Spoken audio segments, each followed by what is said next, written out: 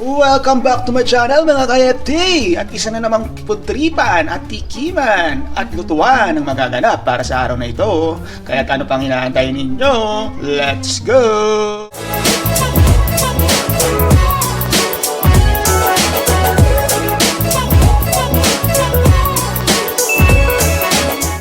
At ang lulutuin natin sa araw na ito ay quesadilla. Okay. At ang mga kailangan nating ingredients ay, syempre, kailangan natin ng salsa o pico de gallo na ginawa natin. Gagamitin natin ngayon. Kailangan ko ng lettuce, kahit na anong lettuce. Gagamitin ko lang siya kasi para sa texture lang, para medyo crunchy pagka at may quesadilla natin.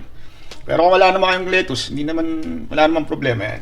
Siyempre lemon, para sa yogurt natin. Para may tartiness lang. Ito, gagamitin tayo ng yogurt. Gamit tayo ng mushroom. At siyempre, gagamit tayo ng queso. At kung walang queso, hindi yan magiging quesadilla. Alright! At flour tortilla. Yung flour tortilla natin, ito. At dahil tinamad ako, binili ko na lang. Okay!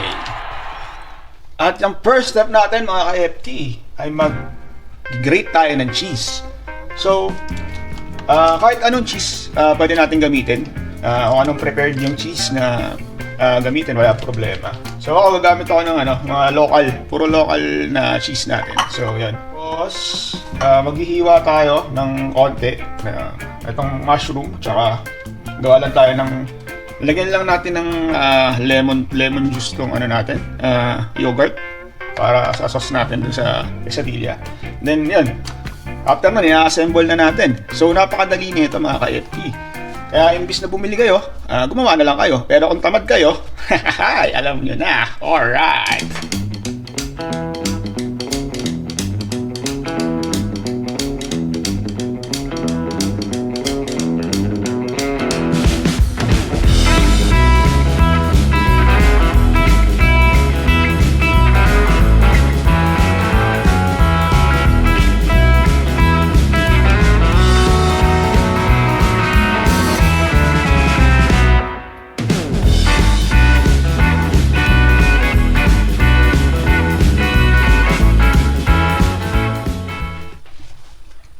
Bale yun, gawa naman tayo ng sour cream.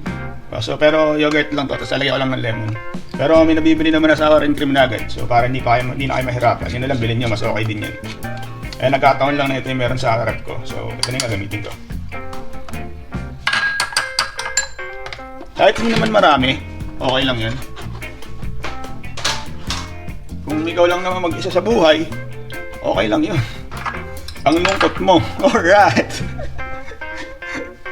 Kaya lang mag-isa sa buhay, okay lang na gumawa ka na mag-stock ka na ito. Tapos pag trip mo kumain, kaysa bumili ka, gumawa ka na lang. Meron pa tayo natirang lemon. Gamitin na natin to. Natirang lemon.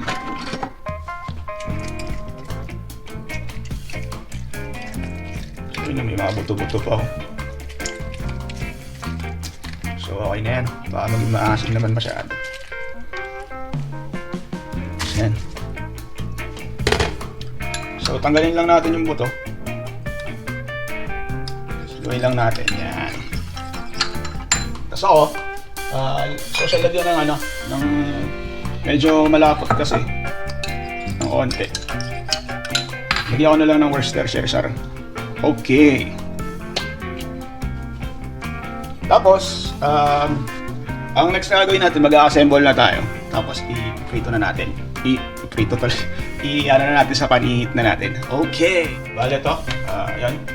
Ang kailangan lang natin is cheese lang. So, cheese.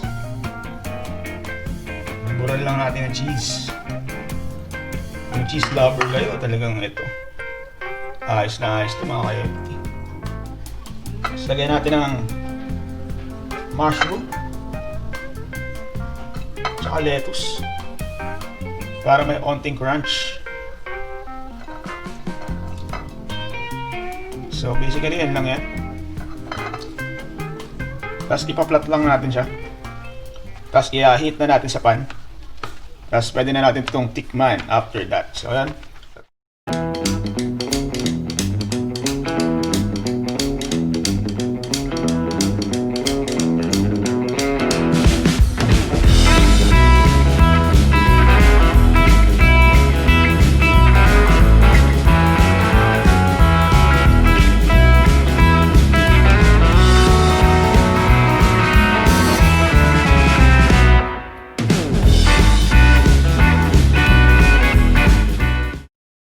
Bale mga ka-FT, okay na yung quesadilla natin, hihiwain lang natin at ipi-plate natin, tapos pupunta tayo sa kabila para tikman na natin to. Alright!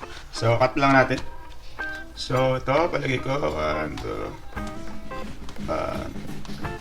so, cut natin ng 4 na portion lang. Sila sa gitna. Ano, cut natin ulit dito. Masyadong malaki, pero okay lang yan. Yun o. Dahil lumalabas yung ano natin. Keso natin, tsaka yung lettuce lumalabas. Siyempre pa, dito na natin diretso yan. Lagyan lang natin ng lemon para maganda ang itsura at magmukha siyang masaya. Alright! Lagyan lang natin ito ng salsa tsaka yogurt pala. Yung yogurt natin yung ginawa kanina. Yan o. Bale, ito pong ano nga pala natin, itong salsa natin, ito yung ginawa natin nung nakaraan. May natira kasi, so ginamit lang natin para hindi masayang. Bale mga ka-FT, kuha lang ako ng palamuti pa. Pandagdag palamuti natin dyan para mas maging beautiful na beautiful pa siya. Alright! At yan na, okay na mga ka-FT. Punta tayo sa kabila at titikman na natin to. Okay! Bale yan mga ka-FT, tapos na yung ano natin, quesadilla. Napaka-easy na itong recipe na ginawa natin o itong niluto natin ngayon. Kaya at mga FT, pwede nyo gawin sa bahay nyo to. Pwede nyo itong stock lang sa bahay nyo. Meron ka lang flour tortilla, okay na, may keso ka, okay na yun. Keso lang talaga, o kaya may salsa ka na nabili na ready-made na, or meron ka na nabiling yogurt sa bahay mo. Pwede mo itong stock, tapos pag trip mo lang kumain ito, kaysa bumili ka, di ba? Mas okay to, gawin mo na lang sa bahay. Mas okay na okay. Tapos yun, kung mag-isa ka lang sa bahay talaga, kawawa ka naman. Alungkot nun. Alright. Dala ka lang. Titikman na natin to. Tikman na natin. So, may drop tayo ngayon mga ka-FT. Yun o. So, bale ito, titikman natin to. Yun o. Yummy. Kung naglagay lang ako na itong lemon, para wala lang. Para sayang eh. Exposure. Alright. Dahil, kung gusto nyo medyo maksimal, siyempre, pigaan nyo. Or baka medyo hindi pa sakto yung sa yogurt natin. Pwede pa natin lagyan. So, yun. Bali, lalagyan ko lang yung loob. Pero pwedeng hindi na yung loob. Pwede mo nang direkta isa-usaw to pala. Kahit di na natin drapan. Isa-usaw na lang natin. Para mas magiging okay. Isa-usaw na lang natin. Sa yogurt natin. Pa natin to. Ada.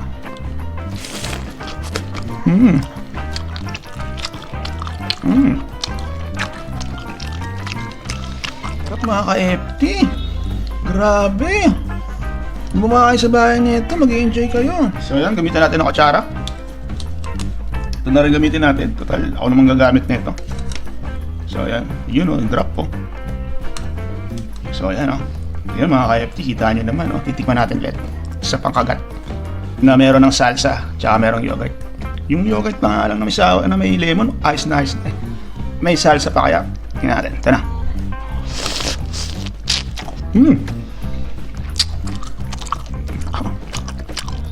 Sarap.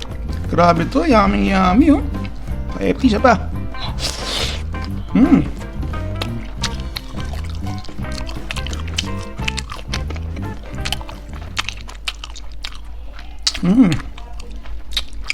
Alright. At dito na nagtatapos ang isa nating FThan na naman at tikiman at lutuan para sa araw na ito. At maraming salamat sa mga ka-FT natin na dyan parati. At kung hindi nyo pa ho na-hit yung subscribe button dyan sa baba o yung bell button, eh ano pang ginagawa nyo mga ka-FT? I-hit nyo na yan! Okay! At once again, once more, maraming salamat sa mga ka-FT natin dyan. At hanggang sa muli, bye-bye!